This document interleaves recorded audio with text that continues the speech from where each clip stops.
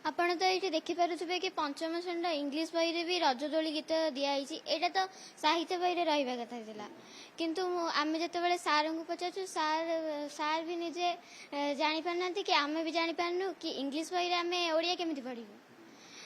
ତ ସେଥିପାଇଁ ସାର୍ କହୁଛନ୍ତି ହଉ ଯାହା ଦିଆଯାଇଛି ବହିରେ ଆପଣମାନେ ସେୟା ହିଁ ପଢ଼ନ୍ତୁ। ପ୍ରଥମରୁ ଅଷ୍ଟମ ଶ୍ରେଣୀ ପର୍ଯ୍ୟନ୍ତ ସ୍କୁଲ ପିଲାଙ୍କ ବହିରେ ସାଂଘାତିକ ତ୍ରୁଟି ଏବେ ସାମ୍ନାକୁ ଆସୁଛି ଏବଂ ଏ ତ୍ରୁଟି କେବଳ ସେତିକିରେ ସୀମିତ ହୋଇ ରହିନାହିଁ, ଗୋଟିଏ ପରେ ଗୋଟିଏ ଅଧିକ ତ୍ରୁଟି ମଧ୍ୟ ଯୋଡ଼ି ହେଉଛି।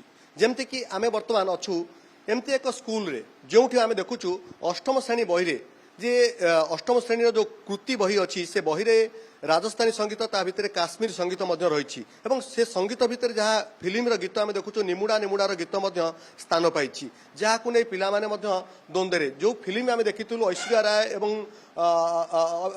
ଐଶ୍ୱର୍ଯ୍ୟା ରାୟଙ୍କ ଯେଉଁ ଫିଲ୍ମ ତା ଦେହରେ ମଧ୍ୟ ଦେଖିଥିଲୁ ନିମୁଡ଼ା ନିମୁଡ଼ାର ଗୀତ ଏବଂ ଅଜୟ ଦେବଗନ ମଧ୍ୟ ସେଥିରେ ରୋଲ୍ କରୁଥିଲେ। ଏବେ ଆମେ ଦେଖୁଛୁ ଠିକ୍ ସେହି ଗୀତ ବହିରେ ମଧ୍ୟ ଉଲ୍ଲେଖ ରହିଛି, ଯାହାକୁ ନେଇ ଏବେ ଛାତ୍ରଛାତ୍ରୀ ମଧ୍ୟ ଦ୍ୱନ୍ଦ୍ୱରେ ପଡ଼ିଛନ୍ତି ଯେ ପ୍ରକୃତରେ ଫିଲ୍ମ ଗୀତ ଟିଭିର ଗୀତ ବା ଫିଲ୍ମର ଗୀତ ବହିରେ ସ୍ଥାନ ପାଇଛି ତାକୁ ନେଇକି ଟିକେ ଦ୍ୱନ୍ଦ୍ୱରେ ପଡ଼ିଛନ୍ତି। କେବଳ ସେତିକି ନୁହେଁ, ଆପଣ ଦେଖିବେ ପଞ୍ଚମ ଶ୍ରେଣୀ ବହିରେ ଇଂଲିଶ ବହିରେ ଆମେ ଦେଖୁଛୁ ରଜଦୋଳିର ଗୀତ ମଧ୍ୟ ରହିଛି। ଚତୁର୍ଥ ଶ୍ରେଣୀ ବହିରେ ସେମିତି ଆମେ ଦେଖୁଛୁ ଭାସିଯା ଆମର କାଗଜ ଡଙ୍ଗା, ଏ ଗୀତ ମଧ୍ୟ ଇଂଲିଶ ବହିରେ ସ୍ଥାନ ପାଇଛି। ଅର୍ଥାତ୍ କୋଉଠି ନା କୋଉଠି ଗୋଟେ ବଡ଼ ବଡ଼ ତ୍ରୁଟି ସାମ୍ନାକୁ ଆସୁଛି। ଇଂଲିଶ ବହିରେ ଓଡ଼ିଆ ସଙ୍ଗୀତ, ଓଡ଼ିଆ ଗୀତ ବା ଓଡ଼ିଆ କବିତା ଆଉ ଅନ୍ୟପଟେ ଫିଲ୍ମର ଗୀତ ତାକୁ ନେଇ ଦ୍ୱନ୍ଦ୍ୱରେ ଛାତ୍ରଛାତ୍ରୀ। ମୋ ସହିତ ପଞ୍ଚମ ଶ୍ରେଣୀର ଜଣେ ଛାତ୍ରୀ ଅଛନ୍ତି, ମୁଁ ତାଙ୍କଠାରୁ ପଚାରିବି ସେ ପ୍ରକୃତରେ ବହିରେ ଭୁଲ କେମିତି ଜାଣିଲେ ଏବଂ ଭୁଲ ଜାଣିବା ପରେ ବର୍ତ୍ତମାନ କେମିତି ପାଠ ପଢୁଛନ୍ତି। ଝିଅର ତମ ନାଁ କ'ଣ? ଶ୍ରିୟା ନାୟକ। ଶ୍ରିୟା, କେମିତି ଏଇ ଯେଉଁ ଇଂଲିଶ ବହିଟା ଧରିଛ ପଞ୍ଚମ ଶ୍ରେଣୀର ବହିର ନାଁ ବୋଧେ ପଲ୍ଲବୀ। ଆପଣ ଦେଖନ୍ତୁ ବହିର ନାଁ ହେଉଛି ପଲ୍ଲବୀ। ମୋ ସହଯୋଗୀ ଚିତ୍ର ବି ଦେଖାଉଛନ୍ତି ଏ ଯେଉଁ text book of English for class 5 ଏଥିରେ ଆପଣ ଦେଖନ୍ତୁ ଏଇଠି ଇଂଲିଶ ବହି ଆର ଅନ୍ୟ ପେଜ୍ ଗୁଡ଼ିକ ବି ଆପଣ ଦେଖନ୍ତୁ ପୁରା ଇଂଲିଶରେ ରହିଛି।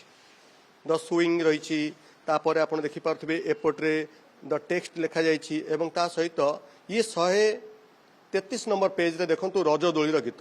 ଏ ରଜଦୋଳି ଗୀତ ଯେତେବେଳେ ଦେଖିଲି ଇଂଲିଶ ବହିରେ ମନକୁ କ'ଣ ସନ୍ଦେହ ଆସିଲା? ଆପଣ ତ ଏଇଠି ଦେଖିପାରୁଥିବେ କି ପଞ୍ଚମ ଶ୍ରେଣୀର ଇଂଲିଶ ବହିରେ ବି ରଜଦୋଳି ଗୀତ ଦିଆହେଇଛି। ଏଇଟା ତ ସାହିତ୍ୟ ବହିରେ ରହିବା କଥା ଥିଲା, କିନ୍ତୁ ଆମେ ଯେତେବେଳେ ସାର୍ଙ୍କୁ ପଚାରୁଛୁ ସାର୍ ବି ନିଜେ ଜାଣିପାରୁନାହାନ୍ତି କି ଆମେ ବି ଜାଣିପାରୁନୁ କି ଇଂଲିଶ ବହିରେ ଆମେ ଓଡ଼ିଆ କେମିତି ପଢ଼ିବୁ। ତ ସେଥିପାଇଁ ସାର୍ କହୁଛନ୍ତି ହଉ ଯାହା ଦିଆଯାଇଛି ବହିରେ ଆପଣମାନେ ସେୟା ହିଁ ପଢ଼ନ୍ତୁ। ତ ଏହା ହିଁ ରହିଛି ଇଂଲିଶ ବହିରେ ରଜଦୋଳି ଗୀତ। ଚତୁର୍ଥ ଶ୍ରେଣୀ ବହି ତମ ପାଖରେ ଯେ ଝିଅଟି ବସି ତା ବହିରେ ବି ଆମେ ଦେଖୁଛୁ କାଗଜ ଡଙ୍ଗାର ଗୀତ ମଧ୍ୟ ଏଠି ଦେଖିଥିଲୁ। ସିଏ ବହିରେ ଚତୁର୍ଥ ଶ୍ରେଣୀ ବହିରେ ବି ଭୁଲ। ଆଜ୍ଞା, ସେଇଥିରେ ବି ସେମିତି ଇଂଲିଶ ବହିରେ ଓଡ଼ିଆ ଲେଖା ହେଇଛି।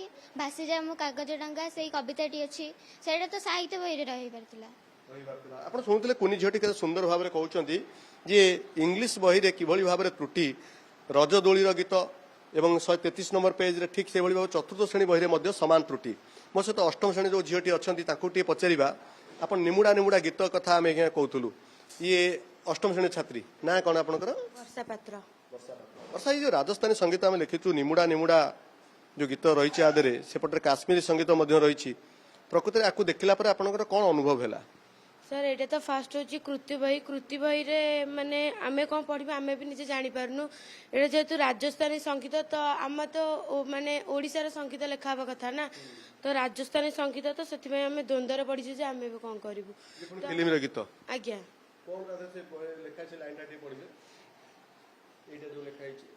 ନିମ୍ବୁଡ଼ା ନିମ୍ବୁଡ଼ା ନିମ୍ବୁଡ଼ା ଆରେ କାଚା କାଚା ଛୋଟା ଛୋଟା ନିମ୍ବୁଡ଼ା लाई दो। ଫିଲ୍ମରେ ବୋଧେ ଆପଣ ଦେଖିଥିବେ ନା କୋଉଠି?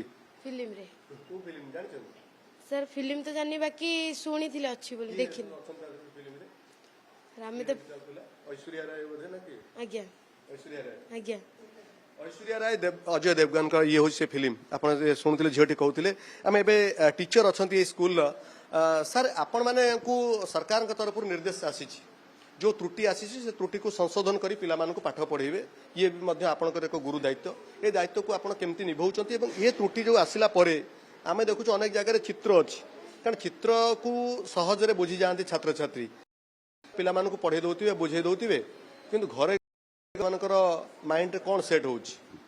ଦେଖନ୍ତୁ ପାଠ୍ୟପୁସ୍ତକରେ ଯେଉଁ ତ୍ରୁଟି ଆସିଛି ସେ ତ୍ରୁଟି ଗୁଡ଼ିକ ଆମ ସାମ୍ନାକୁ ଆସିଛି आम प्रथम धन्यवाद देवु माननीय मुख्यमंत्री को से ऊपर कड़ा एक्शन नहीं तुरंत समाधान शिक्षक मान पाखे छात्र छात्री मान पाखे त्रुटिपूर्ण त्रुटि नथिबा बही गुड़िक पहुंचब ये घोषणा कर स्वागत जोग्य कथा बर्तमान सुधा जो हजार हजार त्रुटि आसी से त्रुटि यथाशीघ्र समाधान होगी छात्र छात्री मान पाखे पहुंचले आमको पाठ पढ़ाइबा सुगम हम विद्यालय छात्र छात्री को आम पाठ पढ़ाइला पिला मुंडे गोटे छापा रही आम पाखे जो बही अच्छी जो बही रे पुराना पाठ रही त्रुटिपूर्ण पाठ रही सी से घरे से पढ़ी पकाउछन तेणु निश्चित भाव में से तले गोटे बही होची गोटे मॉडल एवं बही की बहुत लोग ग्रहण करती छात्र छात्री अभिभावक मान भी ग्रहण करती तेणु आम जिते बुझेले ओडिशा विधानसभा चित्र नाही कर्णाटक विधानसभा चित्र रही रजदोली गीत कथा हो अन्य सब्जेक्ट रे निमुडा निमुडार गीत हो एगुड़ा सब मुंडे गोटे विभ्रांति सृष्टि करुच्ची जे एगुड़ा केमिति बही पैटर्न रे नुआ बदली जाइए तेणु या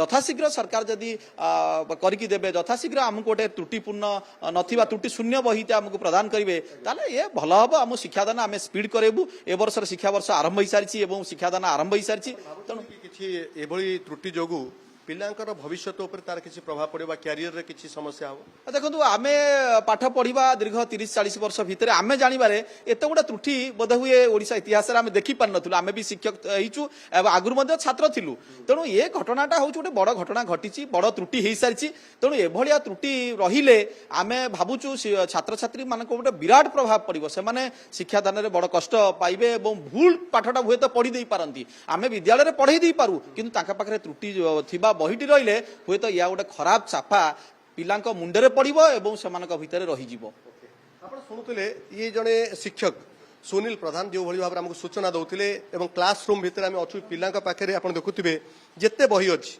चतुर्थ श्रेणी जड़े झील बसते एपटे पाखे गोटे बही एपटे पंचम श्रेणी जड़े छात्री बसते एपटे अष्टम श्रेणी जड़े छात्री ये सबू चित्र को आम देखला पिला पाखे जो बही अच्छी से गोटे कथा स्पष्ट अनुमान कर आपण जेते ता भितर को जाउचंती गोटे पर गोटे त्रुटि पुणी परिलक्षित होउछि जहाकु नै राज्य सरकार एक बड़ पदक्षेप मध्य नैचंती एवं जीए प्रकृत दोषी बा जहा वर्तमान पर्यंत जना पड़िलानी मनोज पाढ़ी जे कि तत्कालीन जे टीचर्स एजुकेशन एवं SCERT रो निर्देशक थिले तांको विरुद्ध रे कठोर कार्यानुष्ठान नैचन सरकार एवं ता सहित अन्य 3 जन को मध्य निलंबित करिसंती बाकी अन्य 6 जन विरुद्ध में श्रृंखलागत कार्यानुष्ठान ग्रहण कर राज्य सरकार तापरे भी ये जो सब त्रुटि सामना को आसूची एवं प्रकृत जो षड्यंत्रकारी किए कहीं एत सब त्रुटि सामना को गोटे पर गोटे आसूची तापर पुंखानुपुंख तदंत कर राज्य सरकार एवं परवर्ती समय हुए तो विरुद्ध में कार्यानुष्ठान नि जाई पारे किंतु ए सब भितर गोटे बड़ कथा होची जे पिलांक भविष्यत बा पिलांक क्यारियर उपर आर कौन प्रभाव पड़ो